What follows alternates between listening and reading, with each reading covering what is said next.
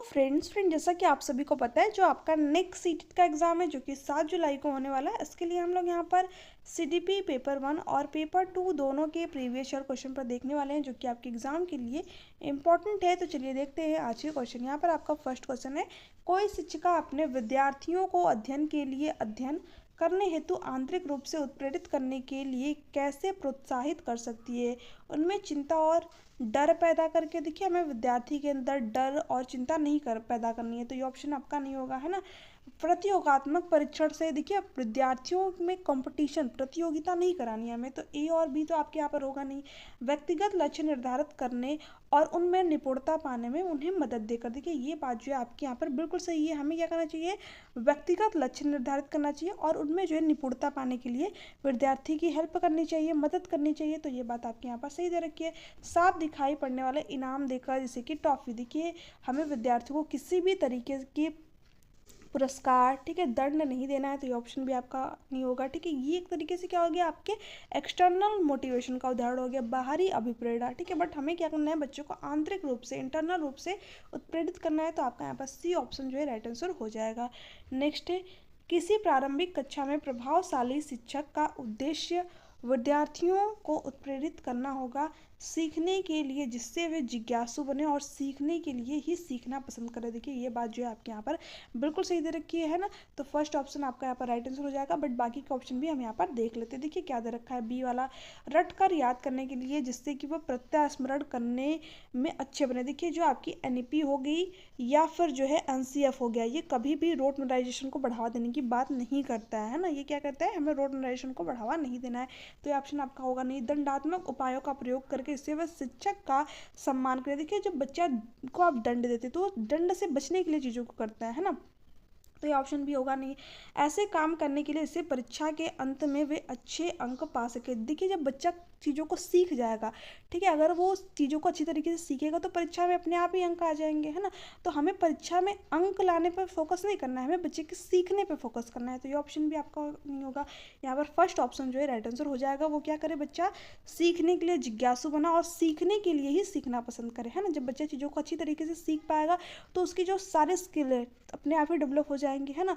वो परीक्षा में अपने आप ही अंक अच्छा लाएगा, ठीक है, अगर उसने अच्छी तरीके से चीज़ों को सीख लिया है, तो ये ऑप्शन आपका यहाँ पर करेक्ट हो जाएगा। नेक्स्ट है, निम्नलिखित में से कौन सा उदाहरण प्रभावशाली विद्यालय की प्रथा का है। निरंतर तुलनात्मक मूल्यांकन। देखिए, तुलनात्मक मूल्यांकन जहाँ पर भी आया आपका, वो ऑप्शन नहीं होगा। हमें बच्चों में प्रतिस्पर्धा, कंपटीशन नहीं कराना है, मैंने आप लोग को बार बार बताया। शारीरिक दंड भी बच्चों को नहीं देना है, तो दोनों ऑप्शन आपके यहाँ से बाहर। व्यक्ति सापेक्ष अधिगम, ठीक है, देखिए ये बात जो है आपके यहाँ पर बिल्कुल सही है, ठीक है, क्योंकि बच्चे के अंदर क्या है, इंडिविजुअल डिफरेंसेस है, तो बच्चे को अलग अलग तरीके से, यानी कि व्यक्ति सापेक्ष जो है अधिगम यहाँ पर उसको कराना चाहिए, तो ये ऑप्शन जो है आपका सही है। प्रतियोगात्मक कक्षा, ये तीनों की तीनों बातें आपकी यहाँ पर गलत है। प्रतियोगात्मक फिर से आपका आ गया कंपटीशन की बात, ठीक है, तो तीनों ऑप्शन आपके यहाँ से हटेंगे। यहाँ पर आपका सी वाला ऑप्शन करेक्ट था। नेक्स्ट है, विकास का सिर पदाभिमुखी दिशा सिद्धांत व्याख्या करता है कि विकास इस प्रकार आगे बढ़ता है। देखिए, सिराद पदाभिमुखी, ठीक है, सेफलोकॉर्डल विकास का सिद्धांत पूछ रहा है, तो ये क्या कहता है कि जो हमारा विकास है, जो हमारा डेवलपमेंट है, कैसे होता है, सिर से पैर की तरफ होता है ना।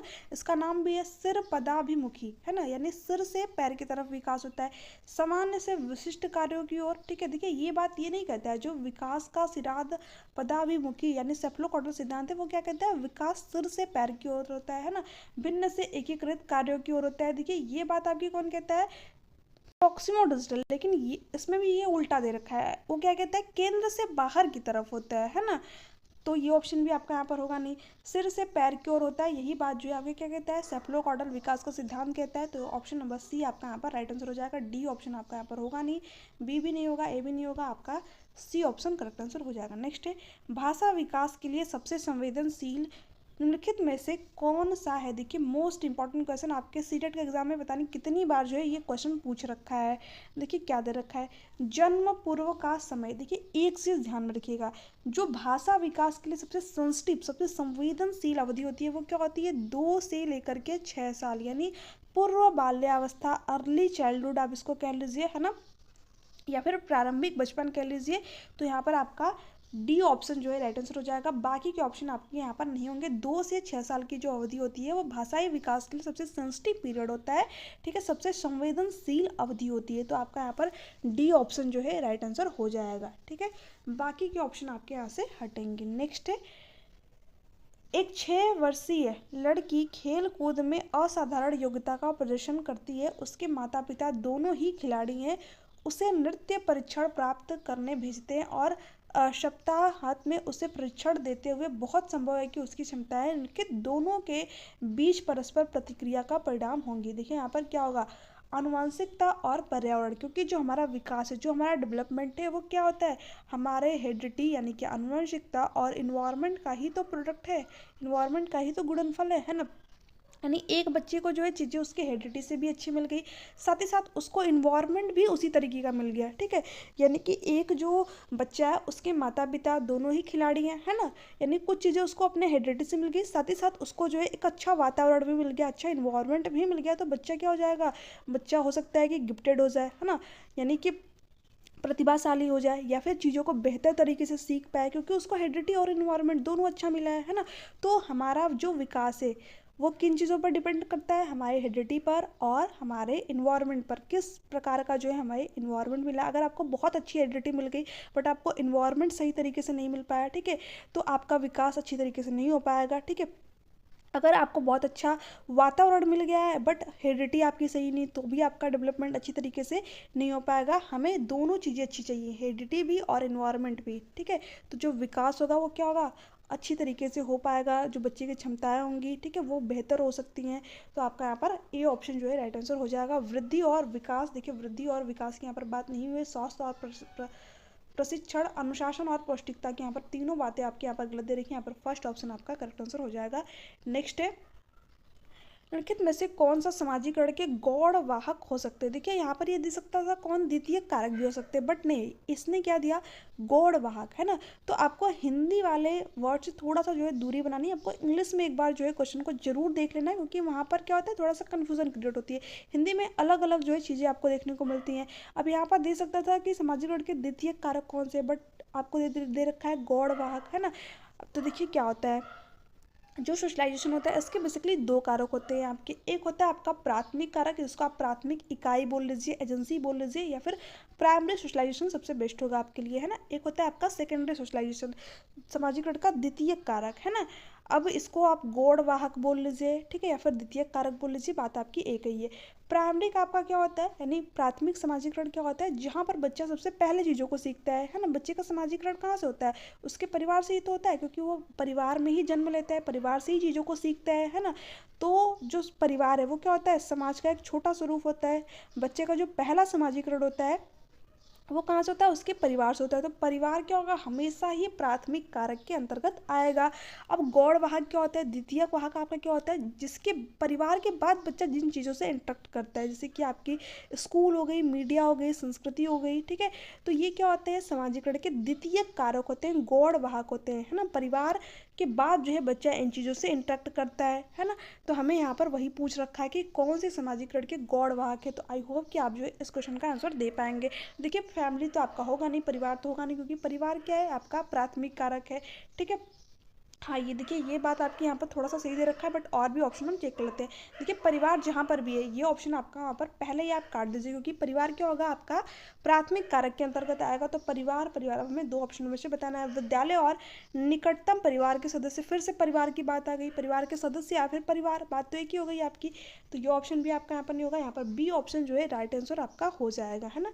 तो बी वाला ऑप्शन जो है राइट आंसर हो जाएगा। विद्यालय और 5 वर्ड क्या होते हैं, सामाजिकरण के गौड़ वाहक होते हैं, है ना, ध्यान में रखिएगा।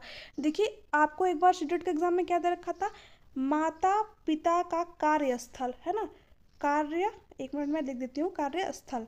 तो देखिए जब यहाँ पर दे रखा है तो यहाँ पर थोड़ा सा कंफ्यूजन क्रिएट करने के लिए दे रखा था। कार्यस्थल का मतलब क्या हो गया, जहाँ पर मम्मी पापा जो है काम करते हैं, जैसे कि जो है हो सकता है कि कोई ऑफिस हो सकता है या फिर स्कूल हो सकता है, अगर वो टीचर है तो कार्यस्थल क्या होगा, आपका द्वितीय कारक होगा, क्योंकि वो माता पिता का कार्यस्थल है ना। बट माता पिता क्या है आपके, प्राथमिक कारक है, ठीक है, समाजीकरण के प्राथमिक कारक है। तो आपके कॉन्सेप्ट क्लियर होने चाहिए, क्वेश्चन को आपको अलग अलग तरीके से घुमा करके पूछेगा, है ना। बट बहुत सारे अभ्यर्थी वहाँ पर क्या किए थे कि माता पिता का कार्यस्थल ही प्राथमिक समाजीकरण मान के आ गए थे, और बाद में सीटेट वालों ने इस जो है ऑप्शन को गलत कर दिया था। तो ये ऑप्शन आपका पहले से ही गलत था, है ना, क्योंकि कार्यस्थल दे रखा था वहाँ पर, ठीक है। तो आपको ध्यान में रखना है, ये क्वेश्चन भी पूछा हुआ है आपके एग्जाम में, इसलिए मैं आप लोग को यहाँ पर बता रही हूँ। ले वाइगोस्की के अनुसार संज्ञानात्मक विकास का मूल कारण है, देखिए जब भी ले वाइगोस्की की बात है ना, आप 3 चीज़ों को याद रखिएगा। SCL यानी जो ले वाइगोस्की है ना, ये क्या कहते हैं, जो बच्चे का संज्ञानात्मक विकास होता है, कॉग्निटिव डेवलपमेंट होता है, उसमें उसके समाज, ठीक है, सोसाइटी की महत्वपूर्ण भूमिका होती है, उसके संस्कृति की यानी कि उसके जो है कल्चर की महत्वपूर्ण भूमिका होती है, और उसके लैंग्वेज की, भाषा की जो है महत्वपूर्ण भूमिका होती है। तो संज्ञानात्मक विकास में, बच्चे के संज्ञानात्मक विकास में उसके समाज की महत्वपूर्ण भूमिका होती है, कल्चर की महत्वपूर्ण भूमिका होती है, और उसके भाषा की महत्वपूर्ण भूमिका होती है। ये बात कौन कहता है, आपके ले वाइगोस्की कहते हैं। इन 3 चीज़ों को ध्यान रखिएगा, आपके ले वाइगोस्की से बनने वाले ज़्यादातर क्वेश्चन जो है गलत नहीं होंगे, क्योंकि जो इनकी थ्योरी का नाम भी है सामाजिक सांस्कृतिक सिद्धांत, है ना, सोशियो कल्चरल थ्योरी, है ना। तो देखिए संतुलन की बात करते नहीं है, क्या करते हैं, सामाजिक अन्योन क्रिया। मैंने आप लोगों को बताया पहले नंबर पे ही क्या करते हैं, सोसाइटी की बात करते हैं, फिर कल्चर की, फिर लैंग्वेज की। तो आपको ऐसा नहीं कि तीनों एक ही ऑप्शन में देगा, अलग अलग ऑप्शन आपको दे सकता है, ठीक है। कभी आपको पूछ लेगा कि बच्चे के संज्ञानात्मक विकास में संस्कृति की भूमिका होती है, कभी पूछ लेगा भाषा की भूमिका होती है, तो वहाँ पर आपको ऑप्शन चेंज देखने को मिलेंगे। तो आपको बी ऑप्शन जो है राइट आंसर हो जाएगा। मानसिक प्रतिरूपों स्कीमा का समायोजन, इसकी बात कौन करता है फ्रेंड्स, जीन प्याजे करते हैं। तो ये ऑप्शन आपका होगा नहीं, ये भी जीन प्याजे का दिया हुआ शब्द है, क्लोवेरियम, ठीक है। उद्दीपक अनुक्रिया, ये तो आपके व्यवहारवादी जैसे कि थॉर्नडाइक, स्किनर हो गए। तो ये बाकी के ऑप्शन आपके यहाँ से हटेंगे, यहाँ पर बी ऑप्शन करेक्ट है। नेक्स्ट है, अब देखिए ये जो क्वेश्चन बना आपका लॉरेंस कोहलबर्ग से है ना, जिन्होंने कि मोरल डेवलपमेंट के बारे में बताया। किसी बच्चे को दिया गया विशिष्ट उत्तर कोहलबर्ग के नैतिक तर्क के सोपानों की विषय वस्तु के किस सोपान के अंतर्गत आता है। यदि आप ईमानदार हैं तो आपके माता पिता आप पर गर्व करेंगे, इसलिए आपको ईमानदार रहना चाहिए। देखिए जो लॉरेंस कोहलबर्ग है ना, इन्होंने नैतिक विकास के कितने लेवल दिए हैं, ठीक है, 3 लेवल दिए हैं, और कितनी स्टेजेस, कितनी अवस्थाएं बताइए, 6 स्टेज जो है इन्होंने बता रखी है ना। एक लेवल में जो है देखिए 6 स्टेज, ठीक है, 3 लेवल और 6 अवस्थाएं इन्होंने बताया, 3 स्तर और 6 अवस्थाएं। देखिए जो एक लेवल है ना, इसमें इन्होंने 2 अवस्थाएं बता रखी है, एक लेवल में 2 अवस्थाएं बताई हैं इन्होंने, ठीक है, और जो दूसरा लेवल है उसमें भी 2 अवस्थाएं। तो इस तरीके से जो इनकी 3 लेवल है उसमें जो है कुल मिलाकर के 6 अवस्थाएं आपकी हो जाती है ना। इस तरीके से यहाँ पर थोड़ा सा स्पेस नहीं है, ठीक है। अब देखिए इन्होंने जो दूसरा लेवल बताया है ना, जो दूसरा लेवल बताया है कोहलबर्ग ने, जो दूसरा लेवल बताया उसमें इन्होंने जो तीसरी स्टेज है इनकी, है ना, पहले लेवल में 2 स्टेज थी, और इसके बाद में दूसरे लेवल में जो तीसरी स्टेज है इनकी, उसमें बताया इन्होंने good boy good girl orientation, है ना। इसमें क्या होता है, बच्चा दूसरों के सामने खुद को अच्छा बनने के लिए चीज़ों को करता है ना। तो यहाँ पर क्या दे रखा है, वही चीज़ दे रखा है कि यदि आप ईमानदार है तो आपके माता पिता आप पर गर्व करेंगे। बच्चा इसलिए नैतिकता दिखाता है ताकि वो दूसरों के सामने अच्छा खुद को समझ पाए, है ना। जैसे कि आप बच्चे से कह दें कि अगर आप जो है अच्छी तरीके से रहोगे, अच्छे कार्य करोगे, अच्छे बोलोगे, तो जो आपके माता पिता है वो आप पे जो है अच्छा महसूस करेंगे, आपको शाबाशी देंगे। तो बच्चा क्या करता है, उसके लिए जो है वो खुद को अच्छा बनाने के लिए नैतिकता को प्रदर्शित करता है। तो ये क्या होता है, good boy good girl orientation. तो आपका यहाँ पर सी ऑप्शन जो है करेक्ट हो जाएगा, अच्छा लड़की और अच्छा लड़का अनुकूलन, है ना।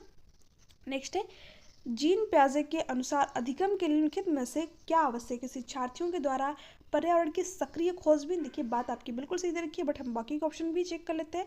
वयस्कों के व्यवहार का अवलोकन, देखिए अनुकरण, ठीक है, फिर से आपका आ गया ऑब्जर्वेशन। तो ये ऑप्शन आपका होगा नहीं, क्योंकि इसकी बात आपकी व्यवहारवादी करते हैं। ईश्वर न्यायमय विश्वास, शिक्षकों और माता पिता का पुनर्वलन, इसकी बात कौन करता है, स्किनर करते हैं, है ना। तो ये ऑप्शन भी आपका यहाँ पर होगा नहीं। तो बाकी के ऑप्शन आपके हटेंगे, यहाँ पर ए ऑप्शन आपका करेक्ट हो जाएगा।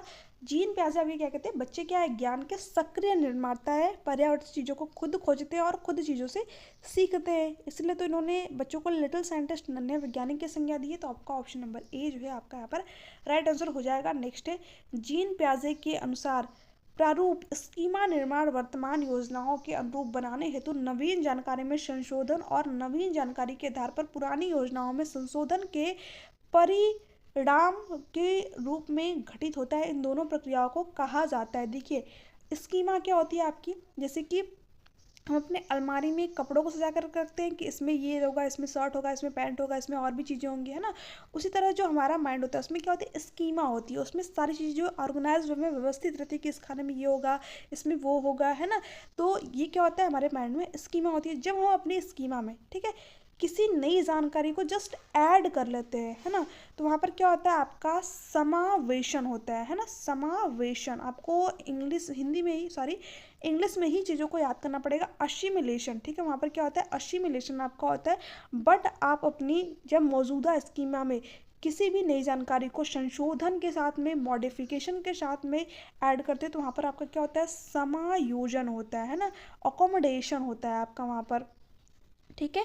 तो यहाँ पर दे रखा है ना, तो देखिए समायोजन और अनुकूलन आपका यहाँ पर होगा नहीं, मैंने आप लोगों को क्या बताया, क्या होगा, समावेशन और समायोजन होगा। तो ये बाकी के ऑप्शन आपके यहाँ से हटेंगे, यहाँ पर ऑप्शन नंबर डी जो है राइट आंसर हो जाएगा, समावेशन, ठीक है। जब हम अपनी मौजूदा स्कीमा में कोई चीज़ जस्ट ऐड कर लेते हैं ना, बट हम जब अपनी मौजूदा स्कीमा में मॉडिफिकेशन, संशोधन के साथ में कोई चीज़ ऐड करते हैं, तो वहाँ पर क्या होता है, आपका समायोजन। तो ऑप्शन नंबर डी आपका यहाँ पर राइट आंसर हो जाएगा। नेक्स्ट है आपका, किसी प्रगतिशील कक्षा की व्यवस्था में शिक्षक एक ऐसा वातावरण को उपलब्ध कराकर अधिगम को सुगम बना सकता है। खोज को प्रोत्साहन देना, देखिए बात तो आपकी बिल्कुल सही दे रखी है ना, क्योंकि यही बात तो आपकी रचनावाद कहते हैं, ले वाइगोस्की भी कहते हैं, जीन प्याजे भी कहते हैं, एनसीएफ भी कहती है आपकी, एनईपी भी कहती है, और चाइल्ड सेंटर्ड एजुकेशन भी कहती है कि बच्चा क्या होता है, खुद चीज़ों को पर्यावरण में खोज करके सीखता है, यानी बच्चा क्या ज्ञान का सक्रिय निर्माण करता है। तो ये बात आपकी बिल्कुल सही है, हमें क्या करना चाहिए, उसकी जो खोज करता है उसको प्रोत्साहन देना चाहिए। नियमायक है, ये बात आपकी गलत है। समावेशन को हतोत्साहित नहीं, हमें क्या करना चाहिए, बढ़ावा देना चाहिए। तो ये ऑप्शन आपका गलत हो जाएगा। आवृत्ति को बढ़ावा देना, देखिए आवृत्ति यानी बार बार जो है उसको चीज़ों को रिवाइज कराना, है ना। तो एक तरीके से क्या हो गया, रोट मेमोराइजेशन आपका हो गया। तो ये ऑप्शन भी आपके यहाँ पर होगा नहीं, हमें बेस्ट ऑप्शन जो है सबसे मिल गया था, फर्स्ट ऑप्शन आपका, है ना। अब देखिए आ गया हार्वर्ड गार्डनर के बारे में। ये हार्वर्ड गार्डनर का बहुबुद्धि सिद्धांत सुझाता है कि हर बच्चे को प्रत्येक विषय 8 विभिन्न तरीकों से पढ़ाया जाना चाहिए ताकि सभी बुद्धियां विकसित हो। देखिए ये बात कहना आपकी बिल्कुल गलत हो जाएगी, हम हर बच्चे को 8 तरीके से विषय वस्तु को नहीं पढ़ा सकते, है ना। देखिए जो हार्वर्ड गार्डनर है, ये मल्टीपल टाइप ऑफ इंटेलिजेंस है, इन्होंने क्या क्या है, बुद्धि कई प्रकार की होती है। अगर हम एनसीईआरटी की बात करें तो उसमें 8 ही टाइप आपका गिवन है, बट हर बच्चे को हम 8 प्रकार से नहीं पढ़ा सकते विषय वस्तु को। तो ये ऑप्शन आपका नहीं होगा। बुद्धि को केवल बुद्धि लब्धि परीक्षा से ही निर्धारित किया सकता है। देखिए ये बात आपकी कहना बिल्कुल गलत है, केवल पहले ही आपका निगेटिव वर्ड होता है, और बुद्धि को सिर्फ और सिर्फ आईक्यू द्वारा परीक्षित नहीं किया सकता। शिक्षक को चाहिए कि विषय वस्तु को वैकल्पिक विधियों से पढ़ने के लिए बहुबुद्धि को एक रूपरेखा की तरह ग्रहण करे। ये बात आपकी बिल्कुल सही है। शिक्षक को क्या करना चाहिए, विषय वस्तु को वैकल्पिक विधियों में प्रस्तुत करना चाहिए, वैकल्पिक जो है विधियों से पढ़ाना चाहिए, ताकि जो बच्चे की बुद्धि है वो अच्छी तरीके से विकसित हो पाए। क्योंकि बच्चे में अनेक तरह की कई प्रकार के जो है यहाँ पर बुद्धि पाई जाती है। हो सकता है कि किसी बच्चे की किसी और क्षेत्र में अच्छा कर जाए, और कोई बच्चा जो है किसी और क्षेत्र में अच्छा कर जाए, है ना। क्षमता भाग्य और एक अवधि के भीतर नहीं बदली, एक बात कहना आपकी गलत है यहाँ पर। बाकी के ऑप्शन हटेंगे, ऑप्शन नंबर सी आपका करेक्ट है। देखिए नेक्स्ट स्टेप आपका यहाँ पर, कोई 5 साल की लड़की एक टी शर्ट को तह करते हुए अपने आप से बात करती है। लड़की द्वारा प्रदर्शित व्यवहार के संदर्भ में लिखित में से कौन सा कथन सही है ना। फर्स्ट ऑप्शन क्या दे रखा है, जीन प्याजे और लेई वाइगोस्की इसकी व्याख्या बच्चे के विचारों की अहम केंद्रता प्रकृति के रूप में करेंगे। देखिए जो जीन प्याजे है ना, जब बच्चा खुद से बोल बोल कर बातें करता है, ठीक है, तो वहाँ पर जीन प्याजे इस चीज़ को क्या कहते हैं, अहम केंद्रता, ईगो सेंट्रिक करते हैं। बट ले वाइगोस्की क्या कहते हैं, इसी चीज़ को प्राइवेट स्पीच, निजी वार्ता करते हैं, और ये कहते हैं कि बच्चा ऐसा करके खुद को दिशा निर्देश देता है ना। तो ये ऑप्शन आपका यहाँ पर होगा नहीं। जीन प्याजे इसे अहम केंद्रता भाषा कहेंगे, और ले वाइगोस्की इसकी व्याख्या बच्चों के द्वारा निजी भाषा से अपनी क्रियाओं को नियमित करने के प्रयासों के रूप में करेगा। ये बात जो है आपकी यहाँ पर बिल्कुल सही। जब बच्चा खुद से बातें करता है, जैसे कि आप लोगों ने देखा होगा जो छोटे बच्चे होते हैं, कभी कभी खुद से बात करते हैं कि अरे ये काम मैंने सही तरीके से नहीं किया, अरे मेरी डॉल है ये, अरे मेरा चॉकलेट है ये, है ना। तो बच्चा जब खुद से बातें करते हैं तो जो जीन प्याजे वो इस चीज़ को अहम केंद्रिता कहते हैं, और जो ले वाइगोस्की है ना, ये इसी चीज़ को निजी वार्ता, प्राइवेट स्पीच का नाम दिया इन्होंने। तो ऑप्शन नंबर बी जो है आपका यहाँ पर राइट आंसर हो जाएगा। बाकी के ऑप्शन आपके यहाँ से हटेंगे। जीन प्याजे इसकी व्याख्या सामाजिक अन्योन क्रिया के रूप में करेगा। देखिए जो जीन प्याजे वो यहाँ पर किसकी बात करते हैं, हेरिडिटी पे जो इन्होंने ज़्यादा फोकस दिया है, समाज को उतना इन्होंने महत्व नहीं दिया, तो ये ऑप्शन आपका नहीं होगा। ले वाइगोस्की ने जो है समाज को महत्व दिया है ना, बट यहाँ पर उल्टा दे रखा है। जीन पियाजे और ले वाइगोस्की इसकी व्याख्या बच्चे के द्वारा अपनी माँ के अनुकरण के रूप में करेंगे, नहीं ये बात है आपकी गलत है। यहाँ पर बी ऑप्शन आपका राइट आंसर हो जाएगा। ठीक है, नेक्स्ट है और आज का लास्ट क्वेश्चन। लिंग है जैविक सत्ता, शारीरिक संरचना, सहज गुण, सामाजिक संरचना। देखिए जो लिंग है, ठीक है, अगर आपको दे दे जेंडर क्या है, ठीक है, जेंडर दे देगा या फिर लिंग दे देगा, तो क्या होता है आपका वो सामाजिक संरचना, क्योंकि हमारे समाज में ये चीज़ें बनाई गई हैं कि लड़कियां जो है घरों के काम करेंगी, लड़के बाहर के काम करेंगे, लड़के रोते नहीं, लड़कियां ही रोती हैं। तो ये क्या है, एक तरीके से सामाजिक संरचना है, हमारे समाज के द्वारा बनाया गया है। बट जब भी आपको ये ऐसा क्वेश्चन आया, ठीक है, तो आपको इंग्लिश वाला सेक्शन जो है झाँक करके जरूर देख लेना है, इंग्लिश जो है एक बार जरूर चेक कर लेना है, क्योंकि वहाँ में अगर आपको पूछ दे कि सेक्स क्या है, तो सेक्स आपका जो है जैविक सत्ता हो जाएगा, है ना। इंग्लिश में आपको देखने को मिल जाएगा। अगर आपको लिखे वहाँ पर जेंडर क्या है, तो जेंडर अगर आपसे पूछे, ठीक है, तो वहाँ पर आपका सामाजिक संरचना राइट आंसर हो जाएगा। बट वहाँ पर अगर आपको पूछ ले कि सेक्स क्या है, तो वहाँ पर आपका जैविक सत्ता है, ठीक है, क्योंकि वो बायोलॉजिकल संरचना है ना, मेल फीमेल, तो वो क्या होती है, बायोलॉजिकल संरचना होती है, तो आपको देख लेना है। तो वहाँ पर आपका ए वाला ऑप्शन करेक्ट होगा। बट यहाँ पर क्या पूछा था, लिंग, तो ये लिंग क्या है, एक सामाजिक संरचना। आई होप कि ये क्वेश्चन आपको समझ में आया होगा। तो फ्रेंड्स ये थे आपके 15 क्वेश्चन कैसे लगे नीचे कमेंट सेक्शन में कमेंट करके जरूर बताइएगा। देखिए इसके पहले मैंने बहुत सारे प्रीवियस क्वेश्चन पर आप लोगों को करा रखी है, तो अगर आपने उन क्वेश्चनों को नहीं देखा तो एक बार जरूर देखिए, आपके एग्जाम के लिए मोस्ट इंपॉर्टेंट है सारे क्वेश्चन। मैं आपको पेपर 1 और पेपर 2 दोनों का जो है क्वेश्चन मिक्स करके यहाँ पर करा रही हूँ, ताकि आपके एग्जाम में जो है आपको हेल्प मिले। देखिए जो आपका CDP है वो पेपर 1 में भी सेम रहता है और पेपर 2 में भी सेम रहता है, सिलेबस में आपके कोई भी चेंज नहीं है ना। बस जो क्वेश्चन का पूछने का तरीका है वो थोड़ा सा जो है कभी कभी चेंज कर देते हैं ये लोग। एज इट इज़ क्वेश्चन आपको जो है पेपर 1 में भी देखने को मिलेगा और पेपर 2 में भी देखने को मिलेगा, है ना। बस लैंग्वेज में आपको जो है डिफरेंस देखने को मिलेगा, क्योंकि सिलेबस आपका सेम है ना। तो इसलिए जो है आपको परेशान नहीं होना है, सारे के सारे प्रीवियस ईयर क्वेश्चन पर आपके यहाँ पर इंपॉर्टेंट है। बट फिर भी कुछ अभ्यर्थियों के डाउट थे, तो इसलिए मैंने पेपर 1 और पेपर 2 दोनों के जो है मिक्सअप क्वेश्चन आप लोगों को यहाँ पर कराने का जो है पूरा प्रयास किया हुआ है। तो आप लोग जो है इन क्वेश्चनों को जरूर सॉल्व कीजिए, और कितने स्कोर हुए आप लोग नीचे कमेंट सेक्शन में कमेंट करके जरूर बताया कीजिए। और इसका PDF के लिए मुझे बहुत सारे अभ्यर्थी पूछ रहे थे, तो PDF मैंने आप लोगों को टेलीग्राम चैनल पे सेंड कर दिया विद आंसर, ठीक है। इसके पहले के जो 15 क्वेश्चन थे वो मैंने आप लोग को नेक्स्ट वीडियो में कराया हुआ था, तो अगर आपने वो वीडियो नहीं देखी तो एक बार जरूर देख लीजिए। इसके जो आंसर है वो भी मैंने यहाँ पर ऐड कर दिए, तो आप लोग जो है पूरी की पूरी जो क्वेश्चन है उसको एक बार जरूर सॉल्व करिए, उसके बाद में अपना आंसर भी यहाँ से मैच कर लीजिएगा, है ना। तो फ्रेंड्स ये थे आपके क्वेश्चन, ठीक है। वीडियो अच्छी लग रही है तो प्लीज़ चैनल को सब्सक्राइब कर लीजिएगा और वीडियो को जो है लाइक कर दिएगा और ज़्यादा से ज़्यादा शेयर कीजिएगा, ठीक है। थैंक्स फॉर वॉचिंग, मिलते हैं आपसे नेक्स्ट वीडियो में, तब तक के लिए बाय बाय, टेक केयर।